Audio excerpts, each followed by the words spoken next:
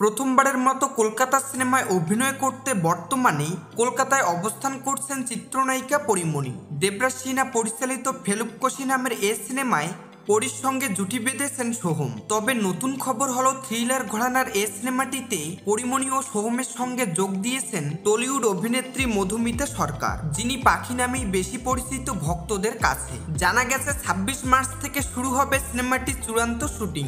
এর আগে চলবে ৫ দিনের অনুশীলন। এক ফাঁকে সেরে নেবেন একটি বিজ্ঞাপন চিত্রের কাজ। এর আগে ঢাকা কলকাতা যৌথভাবে নির্মিত সিনেমায় অভিনয় করেছেন পরীমণি। এবারই প্রথম কলকাতা সিনেমায় অভিষেক হতে যাচ্ছে তার। এ বিষয়ে পরীমণি বলেন, চলতি মাসেই শুটিং শুরু হবে। এটি হতে যাচ্ছে আমার প্রথম কলকাতা সিনেমা। পরীমণিকে সর্বশেষ পর্দায় দেখা গেছে গত ভালোবাসা দিবসে বুকিং নামের একটি স্বল্পদৈর্ঘ্য চলচ্চিত্রে হাজির হয়েছিলেন তিনি। এদিকে সম্প্রতি রেজা ঘটকের নির্মাণে ডোডোর গল্প সিনেমার কাজ ছেড়েছেন পরীমণি। এছাড়া দেবীখ্যাত নির্মাতা অনম বিশ্বাসের পরিচালনায় একটি ওয়েব সিরিজেও কাজের জন্য চুক্তিবদ্ধ হয়েছেন তিনি।